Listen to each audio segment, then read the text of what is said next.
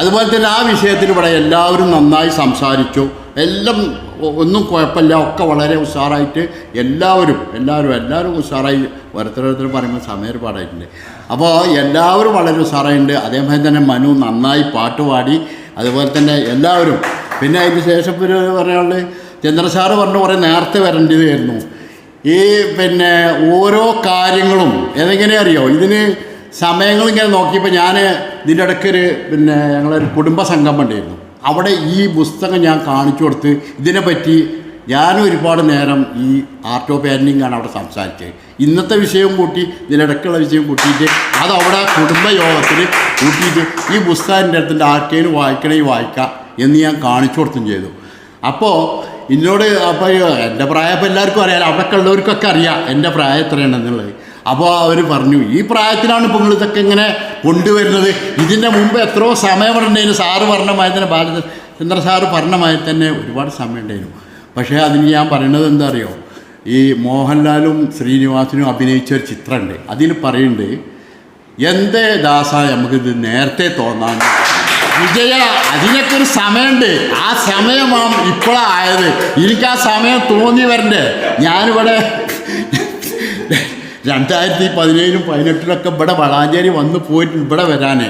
അതുപോലെ സാറിനെ പറ്റിയുള്ള ഈ ക്ലാസ്സുകൾ 10 20 25 കൊല്ലമായി ഇവിടെ തുടങ്ങിയിട്ട് ആയിരക്കണക്കിന് ആളുകൾ ദുബായിൽ, ഖത്തറിൽ പല സ്ഥലത്തുനിന്നും എന്നോട് പറയലുണ്ട്, ഇതിങ്ങനെ വരാൻ ഒരുങ്ങും, അപ്പം എന്തെങ്കിലും പിന്നെയും ഗൾഫിങ്ങനെ പോകാം. അന്നൊക്കെ ഇതിലേറെ തിരക്കാം, ഓടുകയാണ് നമ്മൾ ഓരോ വിഷയത്തിനും വേണ്ടിയിട്ട് വിജയിപ്പിക്കാൻ വേണ്ടിയിട്ട്.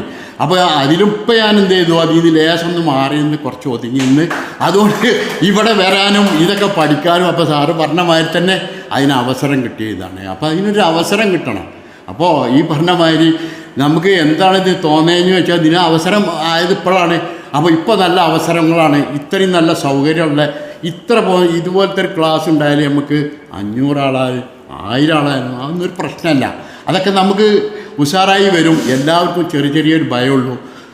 അതും പേടിച്ചുകൊണ്ട് നമ്മൾ നിന്നാൽ ജീവിതത്തിൽ നമ്മൾ ആ ഭയത്തിലിങ്ങനെ നിൽക്കുള്ളൂ. അതുകൊണ്ട് എല്ലാവർക്കും ഈ ക്ലാസ്സിൽ വരാനും ഇതുപോലത്തെ ഇതുകൾ ഇന്നത്തെ ഈ പരിപാടിയൊക്കെ ഈ പാട്ടും ഇതൊക്കെ നമ്മൾ ആ വോയിസിലും നമ്മളെ പിന്നെ ഗ്രൂപ്പിലൊക്കെ ഒന്ന് ഇട്ടിട്ടുണ്ടെങ്കിൽ ആളുകൾക്കൊക്കെ ഒരു ഉണർവ് വരും. ഇൻഷാ അല്ലാഹ് ആളുകളൊക്കെ ഉഷാറായി വരും. എല്ലാവർക്കും ഇവിടെ വരാൻ സാധിക്കട്ടെ, നല്ല കഴിവുള്ളവരാവട്ടെ, നല്ല ഈ രാജകീയ ഈ കല എല്ലാവർക്കും പഠിക്കാൻ സാധിക്കട്ടെ എന്ന് ഒരിക്കൽ കൂടി പറഞ്ഞുകൊണ്ടും ഈ പരിപാടി വൻ വിജയമാവട്ടെ എന്ന് പ്രാർത്ഥിച്ചുകൊണ്ടും ഈ പരിപാടിക്ക് എല്ലാവിധ ആശംസകൾ നേർന്നുകൊണ്ടും ഇത്രയും നേരം എൻ്റെ ശബ്ദം ശ്രവിച്ച എല്ലാവർക്കും എൻ്റെ സ്നേഹവും സന്തോഷവും അറിയിച്ചുകൊണ്ട് ഞാൻ നിർത്തുന്നു. നന്ദി, നമസ്കാരം.